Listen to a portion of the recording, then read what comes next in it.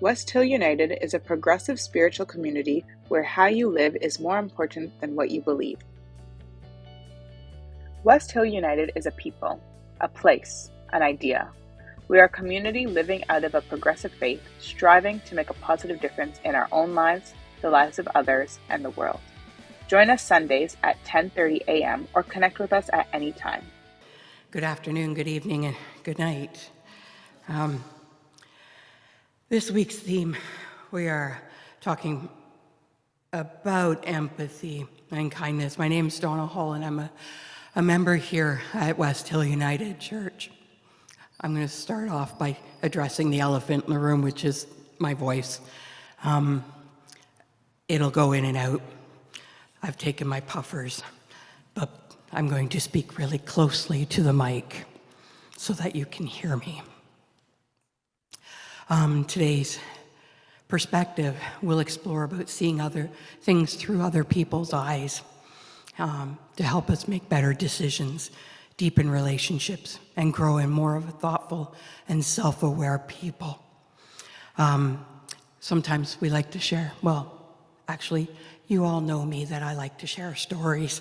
I say it's the Irish in me that I like to share stories, and I have one today. I grew up in a family that fostered children. We fostered many children through our house, mostly infants. And my mother had the opportunity a few times to pass the baby to the new parents. In doing so, she always wanted to give a piece of something for that baby to cherish their childhood with. So there were many women in our neighborhood that crocheted and knit, so she always got a blanket to take and give with the child. Well, lo and behold, one child happened to be adopted by our pianist at my church that I grew up in at Lowville, Brandon, and my mom had the honor of presenting that Brandon to his mom. And my mom loved the fact that she was able to watch him grow up. What she also did, her tradition, giving the blanket. Now, let's scoot ahead about 25 years. Brandon and his wife went to Japan to adopt a baby, and lo and behold, had the blanket that my mother wrapped him in as an infant to carry on the tradition. And he felt a piece of home in that. And why do I share this story with you? West Hill is just like that. It doesn't matter that we're not necessarily blood, but we're all family in some way, shape, or form. And in some way, shape, or form, we carry those emotions, those blankets with us. It's sort of like the hugs that we used to do many years ago, or the happy smiles that we see, regardless if you're here in Scarborough, Scotland, Africa, Ohio, right, Joe? Ohio? Okay. Wherever you might be, that you're still part of the family and that we hold you close and wrap you in the blanket that we have as our love to you.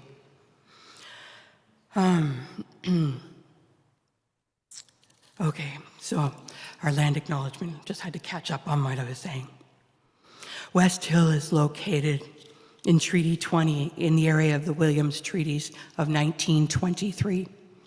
These are the lands of the Mississaugas of the Credit First Nation, were previously occupied by the Seneca and Huron-Wendat First Nations. There are over 600 First Nations in Canada, which represent more than 50 distinct Indigenous languages across our country. Many of us are continuing to learn about the enormous contributions Indigenous peoples have made to our lives and the value and wisdom in the First Nations teachings of the 7 grandfathers. Children are taught to practice living their lives with wisdom, love, respect, bravery, honest, humility, and truth.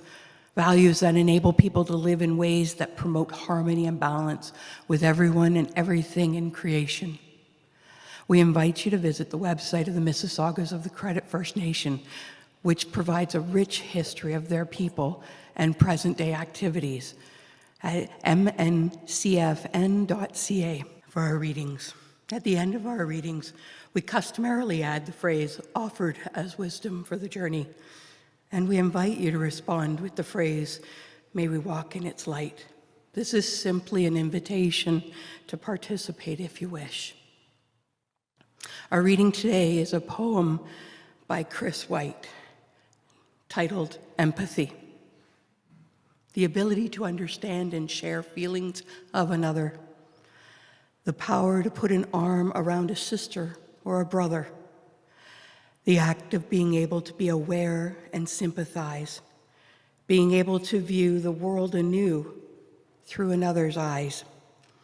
The chance to taste, to feel, to know what strangers are thinking and seeing, to walk in someone else's shoes, to be a human being. Offered as wisdom for the journey, may we walk in its light. Good morning, everybody. It was so nice to kind of have Scott with us this morning, wasn't it? And Babette, I was impressed how you changed outfits so quick from where you're sitting to be on stage. Well done. So it's the summertime, and you can kind of mix things up a little bit in the summer, right? I think that's fair that we can do that. This morning, as I was thinking about that, or this week leading into this morning, I thought, you know what? I want to try to set a little bit of a record this morning, if that's okay. Now, the record isn't, how fast I can solve a Rubik's Cube, because I looked it up. It's 3.3 seconds. And I'm not that smart. It's not how many hot dogs I can eat in 10 minutes, which I think the record is 83. That is wild to think. 83 hot dogs in 10 minutes.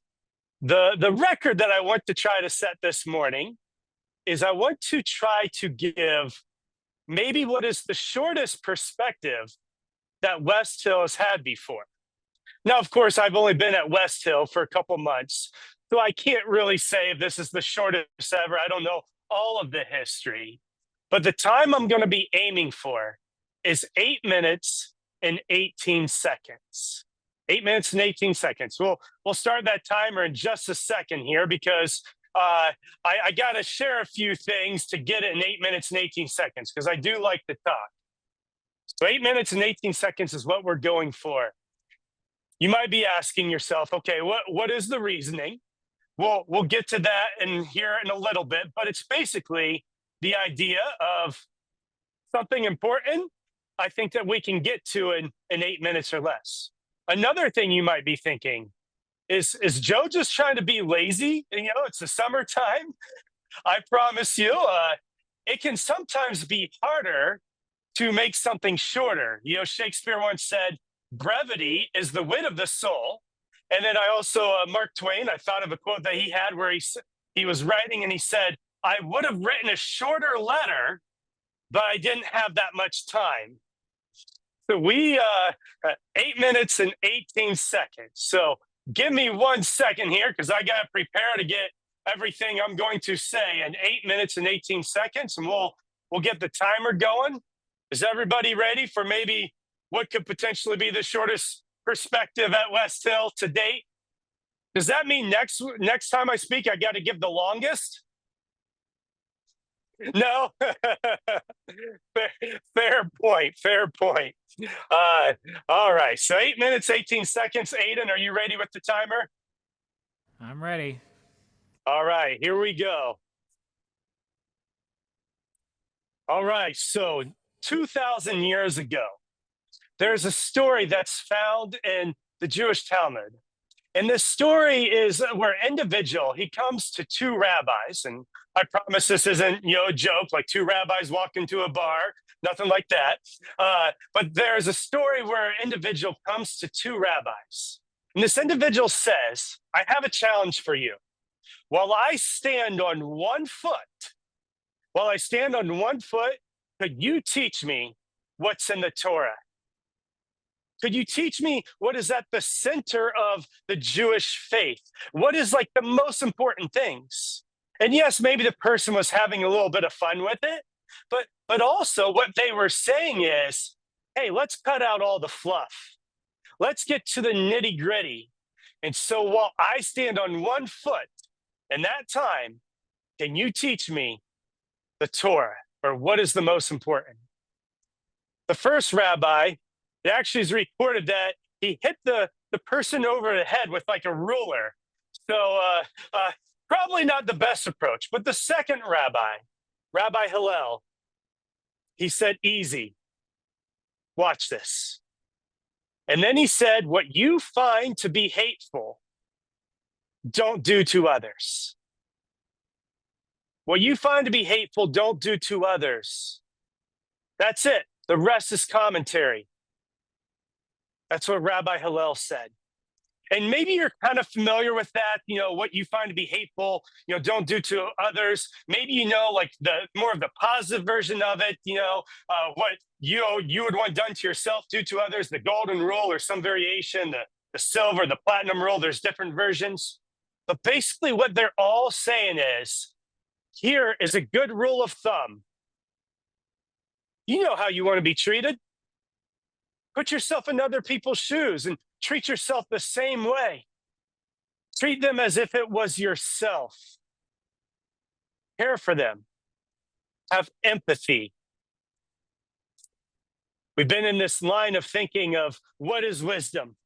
And this has probably been one of the greatest things in my life, a simple yet profound teaching of just empathy. I really started practicing intentional empathy. I still remember when it happened. I was around 19 to 20 years old, and it changed my life so much. I would almost call it a life hack. It's a simple thing, and I'm sure many of you can attest to that. Maybe there's a certain point where your life where you really started to practice empathy intentionally. There's this story or this line in the book To Kill a Mockingbird, and I'm going to click besides this. Yep, there we go. And it's this line that Atticus Finch gives to his daughter, Scout. And here's what he says. He says, if you can learn a simple trick, Scout, you'll get along a lot better with all kinds of folks. What's the simple trick? You never really understand someone until you consider their point of view, until you climb into their skin and walk around in it. The simple trick. It's a rule of thumb, or we could say in psychology or philosophy, a heuristic. Something short that we can kind of use to unlock greater things. Just something that we can go by. Like I said, a rule of thumb. But it makes a huge difference. I'm going to get into some points. 3 points I'm going to have, because I have 4 minutes left on this. So we're going to quickly cover we're going to quickly cover 3 points in those 4 minutes of how practicing humility leads to wisdom. But before I get into those 3 points, I just want to clearly say, I'm new here at West Hill. And we have some ideas for the future, but we don't have it all figured out. And we might not ever have it all figured out. But we are a community of values, and we will always aim to have empathy and compassion for ourselves, for others in the community, and people we don't even know yet. That will be the way that we do things. All right, 3 points here of how practicing empathy leads to a wiser, more fulfilling life. Number 1, it deepens our understanding of people, and it broadens our perspective through humility and openness.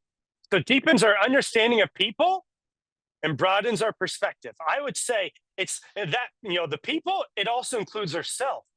Brene Brown, she says, empathy heals another at exactly the same time it is healing me.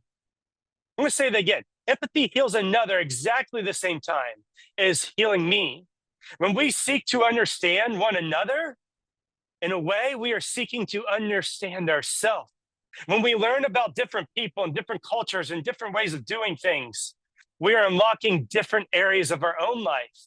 And vice versa, when we really truly seek to understand ourselves, we can better understand other people. And then the part that says broadens perspective through humility and openness, Igor Grossman, who's a researcher of wisdom, he says wise reasoning is characterized by intellectual humility and consideration of others' perspectives. That's the first point. The second point here, it improves judgment and decision making. So it helps us understand ourselves and each other. And then once we have that knowledge, we can improve our judgment and decision making. As it's written there, brain imaging studies show that regions involved in empathy are active during wise, morally sensitive decision making. We can literally scan the brain and show that empathy has an impact on improving our judgment and decision making. The third thing, it motivates growth and learning. When I look at the story of West Hill, I see a story of growth, a story of empathy, a story of people saying, we care about one another, and we're not going to settle for the status quo. We are going to be a community of growth, and we're going to learn. As it says there, empathy makes you curious about others' experiences and open to new ideas. Once again, that's what I see with West Hill. And I'm sure in your life, when there have been times where you have had to have courage and have empathy, even when it's difficult, following has been a time of growth and learning. And I know for my life, that is something I have experienced. We still have 40 seconds to get to the 8 minutes and 18 seconds. So I'm going to go in reverse a little bit here, and I'm going to recap because, well, I got some time, 30 seconds. It motivates growth and learning. It improves judgment and decision-making. And this is what it comes back to. It deepens our understanding of people, which includes ourselves, and broadens our perspective through humility and openness. It helps us live a wiser, better life. And after all, isn't that what we want for ourselves and for others? That's at the core of it. And 3 seconds left. All right. 8 minutes, 18 seconds. Sorry if I spoke a lot there. In case you're wondering where that 8 minutes and 18 seconds came from, as I was thinking about what to share this week, and I thought of that story of the rabbi from 2,000 years ago, Rabbi Hillel, and how the person challenged him. Can you share what it comes down to? What it's all about while standing on one foot? I thought to myself, how long could I stand on one foot for? And I thought, I'm not going to stand here in front of camera and try to do it because I won't be able to get anything out. So I was at a park, and as people were probably walking by watching me, I stood on one foot. Now, I don't know if this is cheating or not. I did take my other foot that wasn't planted into the ground, and I wrapped it behind my calf to kind of rest that. I was telling someone later about it, and they said, well, that doesn't count. You can't have that one foot resting on your own calf. And I thought, I don't want to do it again. Plus, I'm going to need all of those 8 minutes and 18 seconds. So that is where that came from. I know it's a shorter perspective, but does it need to go longer? It's one of those things that it's easy to hear it, but it can be harder to do it. And maybe I'm kind of cheating now as I'm going a little bit more into things, but we're going to get into some discussion questions. But I want to say this one thing once again. As a community, as individuals, I encourage you to practice empathy, but as a community, that's something that we're going to aim to do. I was talking to Annie 2 weeks ago about some different things regarding, marketing and all these different things that we want to try. We don't have it all figured out, but we're going to put ourselves in other people's shoes, people in our community who are enjoying it already, people who aren't in it, who haven't heard about it. And we're going to try to do whatever we do. It's going to be with that at the focus, practicing empathy. Research shows it's one of the wisest things that we can do. At this time, we're going to break out into some breakout groups. And we're going to have some different questions. And I think that Zoom, it just kind of puts us in groups randomly. And then people there in the hall, if you want to go in groups, however you feel is best, I'll leave that up to you.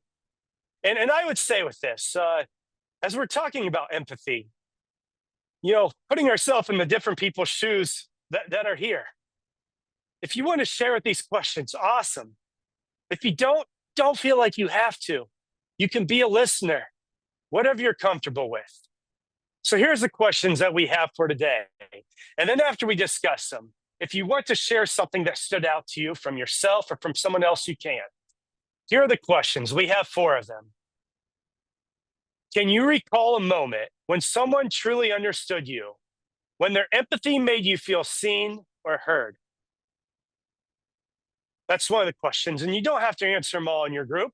You can answer whatever sticks out to you. A second question, can you think of a time when you put yourself in someone else's shoes?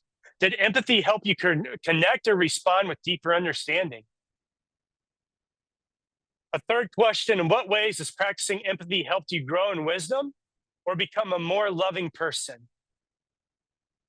And then fourth, how can we practice empathy as a community toward each other, newcomers, and everyone? So as we break into those groups, I'm going to ask, I think Aiden kind of controls when we come back. So I'm going to ask that we maybe do 8 minutes and 18 seconds again. And if you're done before that, awesome. But 8 minutes and 18 seconds, and we'll come back and we'll talk about empathy together as a group. Become a sustaining champion of West Hill United's work by committing to an automatic monthly donation. Learn more or donate now through Canada Helps.